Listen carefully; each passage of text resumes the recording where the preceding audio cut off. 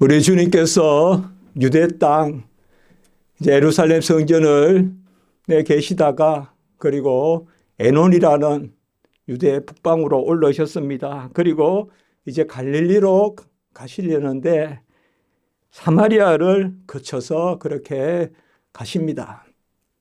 사마리아 가는 길은 갈릴리 거쳐서 갈릴리 가는 길은 사마리아를 거쳐서 올라갈 수도 있고 또 저 요단강을 이렇게 올라가서 베레아라는 곳으로 이렇게 올라가는 그 길도 있습니다. 갈릴리에서 내려올 때는 주로 사마리아를 이렇게 거쳐서 오는 게 편하고 또 유대 땅에서 올라갈 때는 베레아로 이렇게 올라가는 게 편하다고 합니다. 그래서 길로 보면 예수님께서 굳이 사마리아로 안 가셔도 됩니다. 그런데 이미 예수님께서 세례를 주신 지난주에 보았던 에논이라는 곳이 사마리아하고 근접해 있습니다. 본래 사마리아 땅인데 로마가 침범해서 로마가 정복하고 난 다음부터 유다 땅에 복속한 곳이고 에논이라는 지역이기 때문에 그냥 사마리아와 가까이 있습니다. 그래서 예수님께서 사마리아를 거쳐서 그렇게 갈릴리로 가시는 그 길에 우리가 잘 아는 소위 사마리아 여인 혹은 사마리아 여자를 만나는 그 말씀을 오늘 요한복음 4장은 담고 있습니다. 요한복음은 심오한 그러한 말씀을 많이 담고 있어서 신학적 복음서다라고 불리지만 또 요한복음만큼 사람 중심의 기록이 없습니다.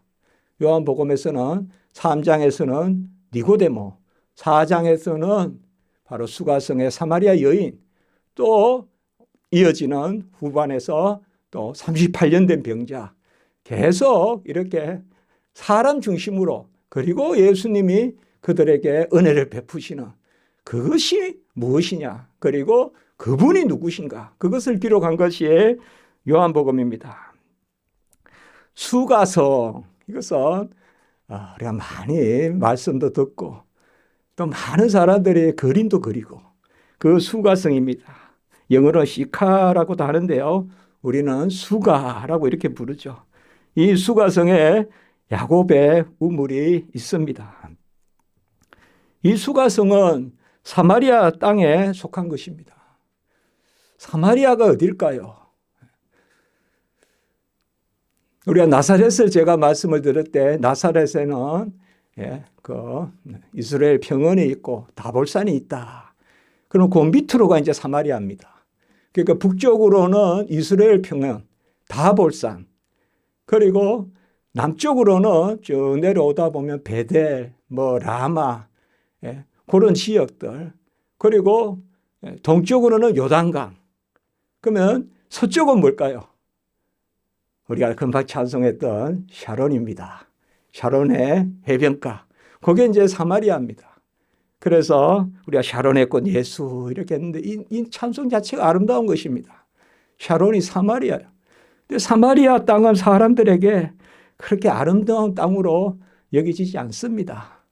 왜냐하면 아수르가 침범을 해서 아주 거의 다 죽이고 그리고 혼족, 이방인과 결혼을 시켜서 이스라엘 백성이 가장 견디기 어려운 게 바로 혈통의 순수함을 더럽히는 그게 처음으로 일어난 게 사마리아 땅입니다. 그래서 그러한 일이 있었고 나중에 이스라엘 백성이 포로로 잡혀가서 돌아올 때 에스라와 느헤미야 그때 또 예루살렘 성전을 짓고 성벽을 재건하는 것을 가장 반대했던 사람들이 또한 사마리아 사람들입니다. 그리고 아예 느헤미야와 에스라는 사마리아 사람들을 그곳에 참여도 시키지 않습니다. 그래서 서로 이렇게 어려운 가운데 있었고 무엇보다 사마리아 사람들은 이렇게 소외되다 보니까 그러면 너희들만 신이냐, 우리도 신을 섬기겠다 해서 예루살렘에 성전이 있는 것이 아니라 그리심산에 성전이 있다라고 해서 그리심산에 성전을 짓습니다. 그 그리심산에, 그 사마리아의 그리심산에 성전을 짓고 이 사람들은 모세 오경만 성경으로 여깁니다. 시편이나 역사서 이런 거는 성경으로 여기지 않고 모세 오경만 성경으로 여기고 또 주로 사두개 신앙을 따라서 부활을 믿지 않습니다. 이 사람들이 사마리아 사람들입니다. 저도 이스라엘에 들렀을 때 사마리아에 가봤습니다. 그곳이 바로 사마리아 땅인데요. 위로는 에발산이 있고 아래로는 거리심산이 있습니다. 그리고 그 계곡을 쭉 따라 나오면 세겜입니다. 세겜. 그 세겜의 계곡입니다. 그게 세겜 땅이 바로 에발산, 북쪽 에발산과 남쪽 거리심산의 계곡이 형성되는 것이 세겜 땅입니다. 세겜 땅. 그 세겜 땅의 북동쪽으로 있는 곳이 바로 수가입니다. 오늘 여기 나오는 수가, 수가성. 그 수가성이 바로 그곳에 있습니다. 그러니까 이 세겜의 계곡은 감람나무가 가장 울창한 곳입니다. 사실 사마리아는 참 아름다운 곳입니다, 여러분들. 사실 땅이 좋습니다. 땅이 좋지 않다면 왜 사람들이 쳐들어오겠습니까? 그렇게 생각하셔야 되거든요. 땅이 좋은 곳은. 옛날 우리나라에도 보면 그 6.25 요새는 한국전쟁이라고 하지만 그때 보면 저 산중에는 뭐 전쟁 난 줄도 모르는 사람들도 있었다 그래요. 그러니까 뭐요? 항상 전쟁은 곡창지대, 옛날로 말하면 쌀이 많이 나고 이런 데가 전쟁이 많이 일어나잖아요. 바로 사마리아가 그런 곳입니다. 사마리아가. 사실상 야곱이 이제 20년 동안 도망을 쳤다가 약복강을 거쳐서 베델로 가야 되지 않습니까? 지금 올라갈 때는 약속했잖아요. 하나님께 베델에서 제단을 쌓겠다고 약속했는데 이제 약복강을 지나서 베델로 바로 갔으면 되는데 숫곳이라는 곳을 지나서 세겜 땅으로 들어옵니다. 그 세겜은 아주 좋거든요, 땅이. 그러니까 거기에서 돈을 주고 베크시타라는 돈을 주고 우물을 팝니다. 그러니까 베델을 잊어버리는 거예요.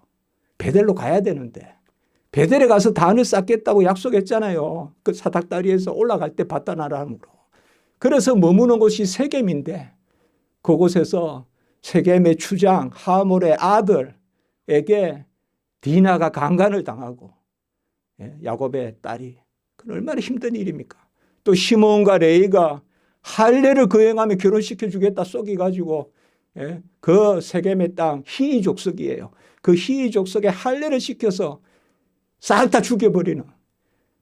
아무리 적이라고 한들 할례를 이용해서 죽이면 되겠습니까? 그러니까 야곱이 그렇게 그걸 힘들어한 거예요. 딸이 죽은 것도 힘들고.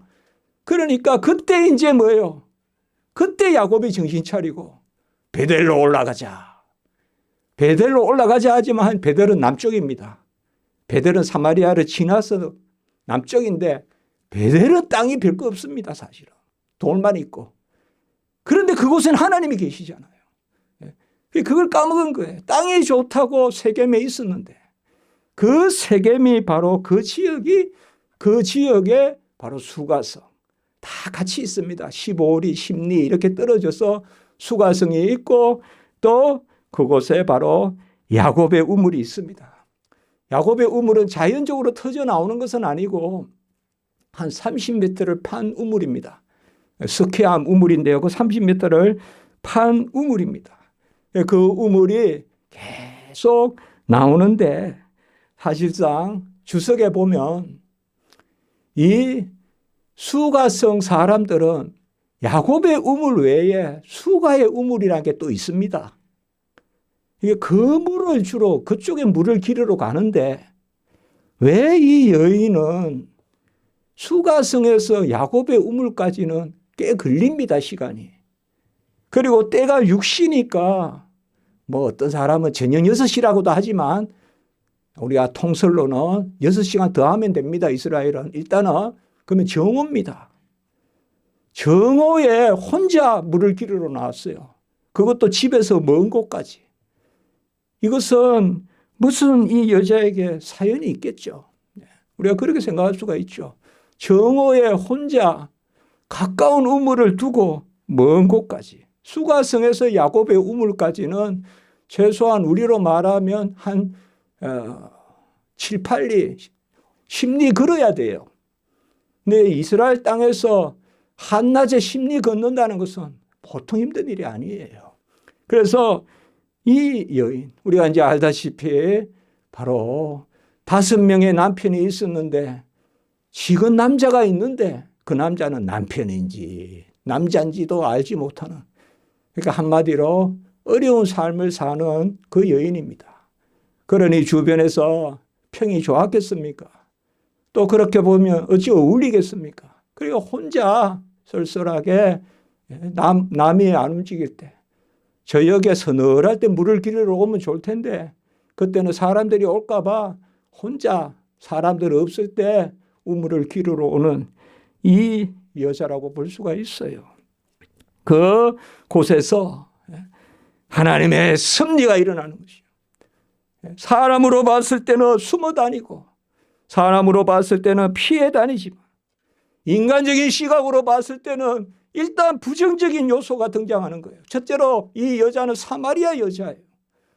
사마리아 여자라는 그 이름 자체가 이미 이것은 부정적인 거예요. 순수하지 않고 혈족이 이미 섞였고, 에이 사마리아 사람이라면 벌써 폄하하는 이야기예요. 되지 않은 사람들, 제대로 된 사람들 아닌 사람들, 그리고 사람들을 피해 정오에 나타나는 이 부정한 여인이라 볼 수가 있어요. 부정한 여인이죠. 그럼 얼마나 힘든 삶을 살았겠어요. 남편이 5이나 있었는데 이제 또 의지해서 사는 그 예수님이 그것을 보지도 않고 예수님이 알아내세요. 나다나엘을 보고 나다나엘은 참 이스라엘인이다. 간사한 것이 없다. 나다나엘이 무화과에서 기도하는 거 보고 예수님이 딱 그렇게 말씀하셨잖아요. 그러니까 나다나엘이 고백했잖아요. 하나님의 아들이시여 이스라엘의 임금이로다. 또 주님은 누구예요? 사마리아 여자를 보자마자 딱 아시는 거예요. 주님은 사람이시지만 하나님이시기 때문에 전지하고 전능하시기 때문에 이 여자가 어떤 상황에 있는가를 아는 것입니다. 예수님이 길을 가다가 피곤해서 이 다윗의 우물에 그저 앉으셔서 쉬고자 하신 것입니다. 우리 주님께서 길을 가다가 만난 사람이 많아요. 길을 가다가 12의 혈류병 환자도 길에서 주님 옷깃을 만져서 겉옷을 만져서 나음을 얻었어요. 소경 바디메오도 예수님이 예루살렘으로 들어가는 길에서 만났어요. 구레네 시몬은 예수님이 십자가 지러 가는 길에서 예수의 십자가를 그 기둥을 옮겼어요. 사실 예수님이 모든 사람을 부른 것은, 제자들을 부른 것은 길에서예요. 길 가다가 거물 치는 사람들 부르고, 길 가다가 세간에 들어가서 마태 부르고, 다 길 가다 부른 거예요. 이게 뭘 의미합니까? 하나님의 섭리인 줄 믿습니다. 우리는 우연인 것 같아도, 우리는 길 가다 예수 만난 것 같아도, 우리는 삶의 역전 가운데 우연히 어느 시점에 어느 때에 언젠가 간혹은 기억도 할 수 없는 그 시점에 교회를 다니기 시작한 것 같아도 하나님은 다 뜻이 있어서 이 예수님을 그 다윗의 그 야곱의 우물로 이끄시고 가장 소외된 여자는 그곳으로 또 불러내시고 하나님 뜻입니다. 그곳에서 만나게 하신 것입니다. 주님께서 우리를 부르신 것이 그런 것이요. 그래서 주님은 그 여자에게 물을 달라라고 이렇게 말합니다. 목이 마르니까 물을 달라. 그러니까 이 여자가 뭐라고 합니까? 어찌하여 나에게 달라느냐. 물은 줄 수 있겠죠. 그런데 딱 보니까 이 예수님은 유대인이란 말이에요. 어투가 유대인이고 입은 옷이 유대인이고, 뭐 우리도 보면 우리는 이제 언어로 알지만 유대인들은 술이 있는 옷도 있고, 주로 말을 들으면 유대인도, 여러분들 유대 나라에도 한참 언어가 방언이 많습니다. 유대인들도 그래서 우리 성경에도 나오잖아요. 십보레 그 이야기 나오잖아요. 발음을 못한다 이래가 죽이고 이런 거 있잖아요. 그러니까 딱 그냥 들어보니까 유대인이란 말이에요. 행색도 유대인이고 말도 유대인인데 어찌 사마리아 여인에게 평생 이런 말을 들어본 적이 없을 거예요. 누가 나에게 가요 물을 달라 하냐. 그래 물을 달라 하니까 어찌하여 9절에 어찌하여. 우리가 성경을 읽을 때 이런 부사 같은 거 좀 잘 읽어야 돼요. 감탄사 같은 거. 같이 합시다. 어찌하여. 우리는 다 어찌하여. 주여 하나님이여 어찌하여 나에게 물을 달라 하십니까? 평생 나는 그저 떨어진 거 주워 먹고 그저 손을 빌듯이 살아왔는데 그저 남에게 의지하며 살아왔는데 내가 뭘 줄 게 있다고 나에게 달라 하십니까? 아마 평생 이 사마리아 여자는 누가 자기에게 뭘 달라는 이야기를 들어보지 못했을 거예요. 누가 나에게 달라는 게 얼마나 기쁜 일입니까? 나를 인정하는 거 아닙니까? 나를 사람 대접해 주는 거 아닙니까? 안 그렇습니까? 누가 나에게 달라 하면 그 주는 게 힘든 게 아니라 나를 인정해 주는 게 제일 감사한 거 아닙니까? 누가 우리 기독교인들에게 구호의 손길을 베풀어 달라 그러면 그건 감사한 일 아닙니까? 그래야 주님께 물을 달라. 참 이게 얼마나 귀하냐. 저에게는 신학교를 가라. 내 백성을 치라. 내 양을 치라. 그게 가당합니까 저한테? 그럼 제가 뭐라 이거냐. 주여 어찌하여 물을 달라 하십니까? 어찌하여 물을 달라 하십니까? 여기에 큰 리가 있습니다. 이제 10절에 뭐예요? 내가 만일 하나님의 선물과 내게 물 좀 달라 하는 이가 누구신 줄 알았더라면 그에게 구하였을 것이요 그가 생수를 주리라. 자, 이제 육신의 물과 생수라 하는 것이 이제 여기 나옵니다. 아주 이제 귀한 말씀이에요. 내가 만일 하나님의 선물과 또 내게 물 좀 달라 하는 이가 누구인 줄, 이 말씀은 이렇게 연결해서 보면 돼요. 지금 물 좀 달라 하는 이 내가 바로 하나님의 선물이다 너에게. 그렇게 읽으면 돼요. 예수님이 선물이다 이 말이에요. 내가 너에게 구하는 것은 너에게 뭔가를 달라는 게 아니라 오히려 너에게 주기 위함이요. 아멘. 내가 너에게 물을 달라 하는 것은 너에게 생수를 주기 위함이요. 하나님이 우리에게 무엇을 원하시는 것은 우리의 것을 취하기 위하심이 아니요 그것을 가지고 베푸시기 위함이다. 내가 너에게 물을 달라 하는 것을 선물이다. 하나님의 선물이요. 거저 주시는 하나님의 선물이요. 헬라어는 도레아라고 합니다. 도레아. 선물이에요. 선물. 선물 완성품. 선물이요. 그게 바로 나다 이 말이에요. 그래서 하나님의 선물 또 내가 지금 너에게 물을 달라 하는 이가 누구인 줄 알면 내가 생수를 주었으리라 라고 이렇게 말씀하고 있습니다. 사실 물이라는 것은 우리 요한복음에서 또 마태, 마가, 누가에서 계속 벌써 나왔습니다. 세례를 물로 주었죠.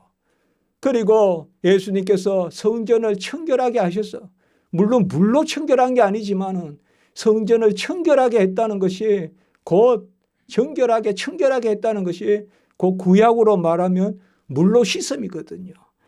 그렇기 때문에 생수를 주신다는 것. 생수가 뭡니까? 일단 생수는 living water인데요. 이게 영어로는 그렇게 번역되어 있습니다. living water다. 우리 원어도 그대로 그렇게 되어 있어요. 살아있는 물이라는 뜻입니다. 그 살아있는 물은 뭔가 하면 일단은 흐르는 물입니다. 고이지 않는 물입니다. 그러나 단지 그것을 이야기했을 것이에요. 이제 우리가 나중에 보면 영생하도록 마르지 않는 물, 그 물인데 이 생수라는 것은 바로 생명의 생명의 물을 뜻합니다. 이 물을 먹으면 생명이 있는 것입니다.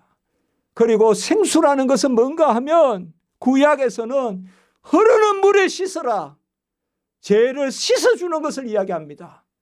아멘. 생수는 고여있는 물에는 정결 낼 때 쓰지 않아요. 흐르는 물에 가서 씻어야 돼요. 문둥병이 나았거나. 그래서 내가 내게 생수를 주리라. 생수를 주리라. 예수님은 그 목마른 가운데서 물을 달라 하시지만은 사실상 그 물을 가지고 지금 복음을 전하는 거예요. 복음을 전하는 거예요. 내가 물을 달라고 하는 저 뚜레박에 물 한 잔을 달라고 하는 내가 누구냐? 나는 너에게 주어진 아버지의 선물이다. 내가 선물이다. 그리고 나는 너에게 생수를 준다. 그렇게 말씀했습니다. 내가 주는 물은 14절에 뭐예요? 이 물을 마시는 자마다 다시 목마르려니와 14절은 내가 주는 물을 마시는 자는 영원히 목마르지 아니하니 내가 주는 물은 같이 합니다. 그 속에서. 여기 그 속에는 물속이란 말이 아니에요. 그 물을 받아 먹는 사람 속에서. 그 물을 받아 먹는 사람 속에서. 이게 이제 바로 생명의 구원이에요.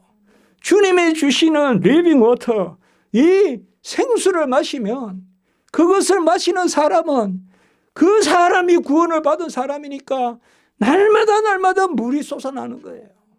날마다 우리 안에서 생명의 물이 솟아나는 거예요.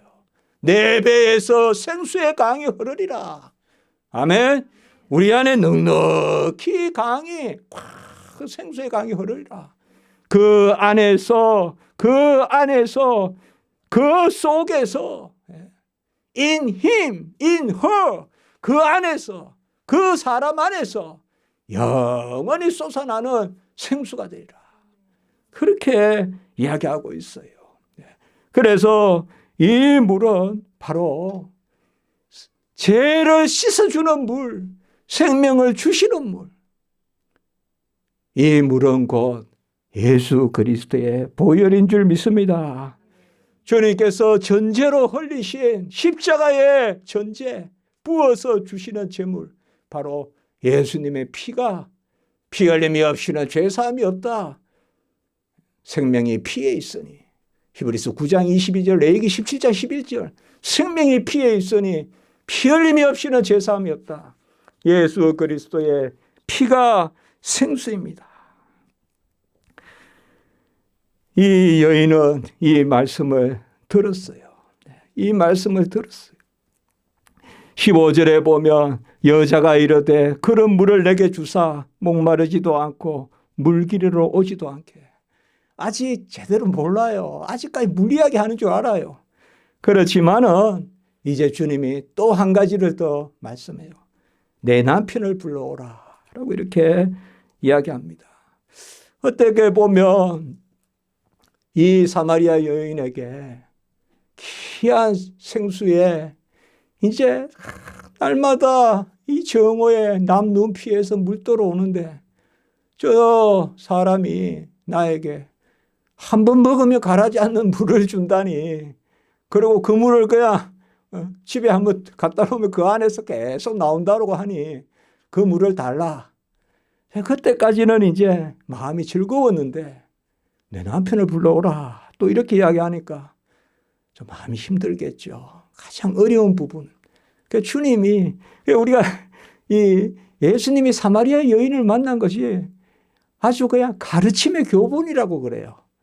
조금 달랬다가 또 이야기해주고 달랬다가 이야기해주고 그런 거라고 하는데 남편이, 그리고 주님이 뭐라고요? 내 남편이 없다. 5명이 있었으나 지금도 내 남편이 아니다. 그러니까 다 아시는 거예요. 이 사마리아 여인을 언제 만났겠어요? 그런데 주님은 아시는 거예요. 그러니까 19절에 보면 여자가 이르되 주여 내가 보니 선지자로소이다. 이렇게 고백합니다. 이게 이제 신앙입니다. 아직 예수님이 그저 물만 주는 줄 알았는데 이제는 선지자로소이다. 여러분, 사마리아인들은요, 모세 오경만 믿는다고 제가 이야기했죠. 그리고 그리심산에서 예배를 드리는 그리심산에 성전을 지었어요. 그런데 성전이 다 해파됐어요. BC 2세기에 다 무너뜨려 버렸어요. 그런데 제가 저번에 갔을 때 보니까 그때 올라가 봤어요. 그 산에. 아무것도 없는 그 산에서 여전히 또 제사 드려요. 그런데 이 사마리아 사람들은 선지자는 한 사람밖에 없어요. 모세밖에. 다른 선지자는 인정 안 해요. 이사야하고 뭐고 인정 안 해요. 이 사람들은. 모세 오경만 성경이라고 생각해요. 그걸 사마리아 오경이라 그래요. 우리가. 사마리아 오경. 모세 오경. 창세기, 출애굽기, 레위기, 민수기, 신명기 그까지만 성경이라고 믿는 사람들이에요. 아직도 있어요. 그런데 거의 1000명도 안 돼요. 이제 남은 사람이. 그 살아요. 그 전에 여전히. 아직 있어요. 그 산중에 있다고요. 그런데 이 여자가 뭐야? 선지자다라고 하는 것은 이것은 대단한 고백이에요. 이거는 대단한 고백이라고요. 그리고 예수께서 이제 더 깊은 이야기를 하시는 거예요. 점차 깊은 이야기를 하는 거예요. 너희들은 이 산에서 예배드리고 유대 사람들은 예루살렘에서 예배드리는데 이제는 이 산도 아니요 저 산도 아니요. 영과 진리로 아버지께 예배드릴 때가 온다. 21절에 영과 진리로 예배드리는데 우리는 아는 것을 예배드리고 너희는 모르는 것을 예배드리는데 이 말은 모르는 것을 예배드린다는 것은 우상을 섬긴다는 거예요. 성경 말씀과 다른 예배를 드린다는 거예요. 그런데 23절에 같이 한번 읽습니다. 시작. 아버지께 참되게 예배하는 자들은 영과 진리로 예배할 때가 오나니 곧 이때라. 아버지께서는 자기에게 이렇게 예배하는 자들을 찾으시니라. 24절 하나님은 영이시니 예배하는 자가 영과 진리로 예배하시니라. 아멘. 이 영과 진리라는 말이 성령으로 예배 드린다는 거예요. 진리 가운데 예배 드린다는 것이에요. 우리가 로마서 12장 1절에 너희 몸을 산제물로 드리라. 이건 영적 예배니라 할 때 그 영이라는 말은 사실 말씀에 따른 예배예요. 그 말씀에서 나온 단어예요. 로마서 12장 1절에. 사실 영과 진리는 같이 있는 거예요. 성령의 역사가 없으면 진리의 역사가 없습니다. 성령은 말씀을 담고 있어요. 그러니까 영과 진리로 예배 드린다는 것은 말씀에 따른 예배예요. 그러면 구약시대 때는 말씀에 따른 예배를 안 드렸느냐? 아니에요. 드렸어요. 그런데 구약시대 때는 말씀에 따라서 예루살렘 성전에서 제사 드렸어요. 그게 예배예요. 그런데 우리 주님은 지금 뭐라고 말씀하십니까? 이제는 예루살렘에서도 아니고 그리심산, 이 산이 지금 그리심산이에요. 그리심산도 아니고 예루살렘의 성전도 아니고 영과 진리로 예배 드릴 때가 온다. 그러면 영과 진리는 뭐예요? 그리스도의 영으로 예배 드릴 때가 온다. 이 말씀입니다. 이게 바로 오순절 성령의 감화로 성령의 임하여서 예수 그리스도께서 다 이루시고 이제 그 영을 받은 자들 요한복음 14장 16절에 진리의 영 15장 26절 진리의 영 바로 로마서 8장 9절에 그리스도의 영 요한복음 6장 63절의 말씀에 보면 내가 너희에게 이른 말은 영이요 생명이라. 주님이 이렇게 말씀을 했어요. 요한복음 6장 63절에 내가 너희에게 이른 말이 영이고 생명이다. 이제는 뭐예요? 주님의 말씀대로 예배드린다 이 말이에요. 신약 시대 복음을 이야기하는 거예요. 이게. 예수님이 오셔서 다 이루시고 그리고 우리에게 보좌 우편에서 보혜사 성령을 내려주시고 그 영을 부어주시고 사도행전 2장 33절 그래서 그 영을 받은 자들은 예수님이 우리와 함께 계시고 떠나지 아니하시고 진리의 영이시고 그 진리의 영으로 예배 드릴 때가 온다 이렇게 이야기합니다. 그러니까 25절에 보여요. 여자가 이르되 메시아 그리스도가 오시면 이렇게 될 줄 믿습니다. 이렇게 이야기한 겁니다. 그러니까 이 여자는 벌써 자기 안의 신앙을 예수님을 만나서 그 예수님이 이미 진리를 깨닫게 하신 거예요. 사마리아 사람들의 고백이 아니에요. 이거는 이미. 예수님을 만나면 바뀌어요, 우리가. 그 예수님의 은혜예요. 예수님을 만난 거예요. 예수님을 만나니까 메시아 그리스도가 오시면 그렇게 될 것이다. 그런데 26절에 너무 중요한 겁니다. 내게 말하는 내가 그라 이렇게 하십니다. 바로 네가 지금 말하고 있는 앞에 있는 내가 그리스도라 이 말입니다. 예수님께서 메시아이신, 우리가 안드레가 메시아를 만났다라고 했잖아요. 우리가 이미 나왔죠. 그리고 여기에 두 번째 나옵니다. 그리고 메시아를 만났다는 것은 사실 성경 전체를 통하여서 그 두 곳입니다. 그 한 곳이 바로 사마리아 여인의 고백 가운데 나오는 것입니다. 메시아 곧 그리스도, 기름 부음 받은 자가 오셔서, 기름 부음 받은 자는 뭐하러 오셨다 했어요? 바로 왕이요 제사장이요 선지자요, 진리를 선포하시고 자기 몸을 들이신 제사장이요 그의 영을 부어주셔서 우리를 다스리시는 왕이시요. 그래서 왕, 제사장, 선지자, 그분이 메시아라고 했죠. 그래서 왕, 제사장, 선지자가 되시려고 사람의 아들이 되신 거예요. 그게 성육신이에요. 그래서 메시아가 오신다 이 말은 뭐예요? 하나님의 아들이 사람의 아들로 오시면, 그가 기름 부음 받은 그가 오시면 이렇게 되리이다.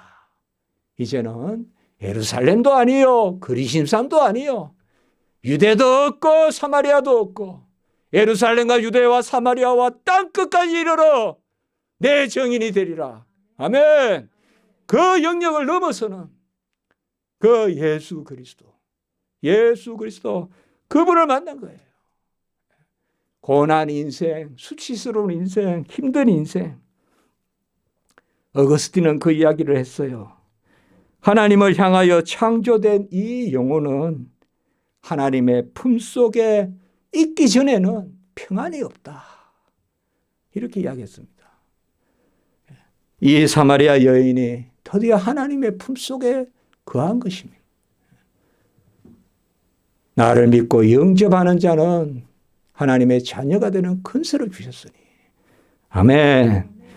그래서 예수 그리스도를 영접하는 거예요. 내가 그로라. I am. 내가 그로라. 주님이 그렇게 말씀하셨어요. 이 여호와란 뜻이에요. 이게 출애굽기로 말하면 3장 14절에 나는 스스로 있는 자다라는 그 단어, 두 단어, 나는 스스로 있는 자라는 것이 바로 여기에 내가 그라 하는 말과 똑같은 말이에요. 그러니까 바로 스스로 있는 여호와, 이 땅에 오신 예수 그리스도, 내가 그러라. 그러니까 이 여자가 물동이를 버려두고 동네로 들어갔어요. 이제는 뭐예요? 피해 다니던 사람이 동네에 오히려 뛰어 들어갔어요. 완전히 변화된 거죠. 삶이 변화된 거예요. 부끄러워해 피해 다니는 삶이 아니라, 그리고 29절에 와보라 그리스도가 아니냐 이렇게 선포합니다. 사도 바울도 3일 만에 복음 전했어요. 예수 믿는 사람 잡으러 올라가든 다메섹에 가든, 사마리아 여인은 3일이 아니라 그냥 순간 물동이를 버려두고, 이때까지는 인생의 물에 관심이 있었어요. 뭘 먹고 마실까에 관심이 있었어요. 그러나 이제는 뭐예요? 먼저 그의 나라와 의를 구하라. 무엇을 먹을까, 무엇을 마실까 염려치 마라. 이는 이방인이 구하는 것이요. 이제는 물동이는 던져놓고, 성경에 보면 겉옷을 버리고 소경이 나사렛 예수여라고 나가듯이 여기도 보면 물동이를 던져놓고 말씀을 전합니다. 그리고 예수께서 34절에 보면 이제 제자들이 돌아오는데 나의 양식은 아버지의 뜻을 이루고 그것을 온전히 이루는 것이라. 34절에 그렇게 이야기했어요. 그러면 예수님의 때가 이르렀다는 거예요. 그래서 저기 넉 달이 되어야 추수할 것이 있고, 이 말은 이쪽에 평야가 많습니다. 이쪽이요. 사실 가장 아름다운 곳이고, 샤론의 그 꽃 아까 찬송했지만 참 아름다운 곳입니다. 그러나 항상 아까도 말씀드렸지만 아름다운 곳에 말발굽이 있고 아름다운 곳에 핏빛이 있어요. 그게 인간의 역사입니다. 가장 아름답지만 가장 힘든 불쌍한 사람들이에요. 제가 이번에 이거 설교 준비하면서 역사를 또 봤더니 너무 불쌍하더라고요. 사마리아 사람들. 계속 침범당하는, 계속 죽어. 남은 사람이 없어요. 거의 없어요. 남은 사람이 다 죽고. 그러니까 또 옮겨다 놔요. 옮겨다가. 구다 사람이라면서 또 옮겨다 놔요.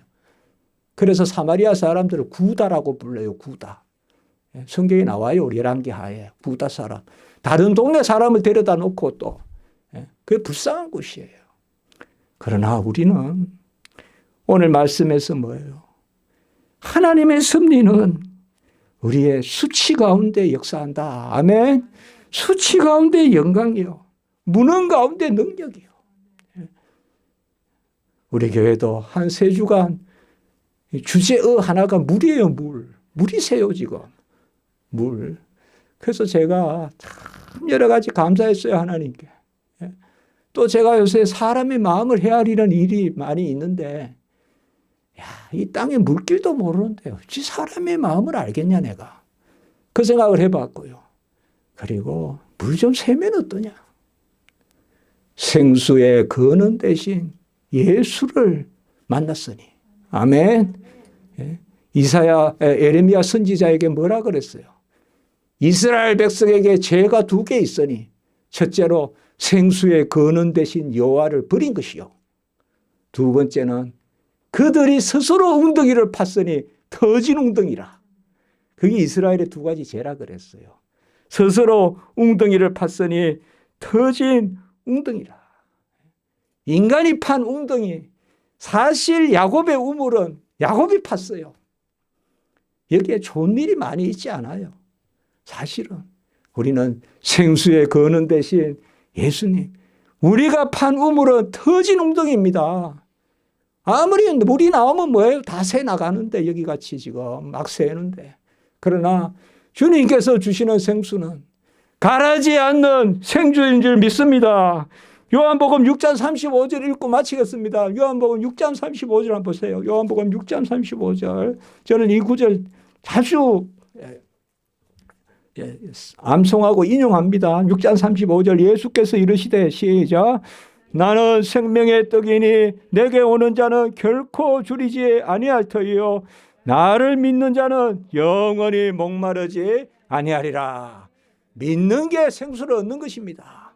나를 믿는 자는 영원히 목마르지 않는다. 그리고 여기에 동의어가 내게 오는 자, 나를 믿는 자는 같은 말이에요. 주님께 가시기 바랍니다. 이게 중요해요. 히브리서 11장 6절도 믿음이 없이는 하나님을 기쁘시게 하지 못하나니 하나님께 나아가는 자는 믿음이 하나님께 나아가는 거예요. 여기도 보면 내게 오는 게 믿는 거예요. 무조건 하나님 앞에 나가가십시오. 아멘. 그게 믿는 거예요. 기도하세요. 부르세요. 찾으세요. 두드리세요. 그게 믿는 거예요. 가죠. 우리는 하나님께 의지하면 돼요. 내게 오는 자는 줄이지 아니하고 나를 믿는 자는 영원히 목마르지 아니하리라. 아멘. 자다가도 생수가 솟습니다. 그 안에서 생수가 솟아날 줄 믿습니다. 그 믿음으로 나아가는 은혜의 역사가 있기를 주님의 이름으로 축복합니다. 인생의 물동이도 중요합니다. 그러나 우리에게는 생수의 근원이신 길이요 진리요 생명이신 예수가 계심을 믿고 의지하고 나아가시는 은혜 있기 바랍니다. 기도드리겠습니다. 거룩하고 자비로우신 하나님 아버지, 우리도 다 사마리아 여인 같았습니다. 그러나 예수 만나 구원 얻었습니다. 생수의 강이 흘러넘치고 내 배에서 흘러넘치고 내 속에서 영원히 가라지 않는 생수로 아버지 우리가 구원을 받았습니다.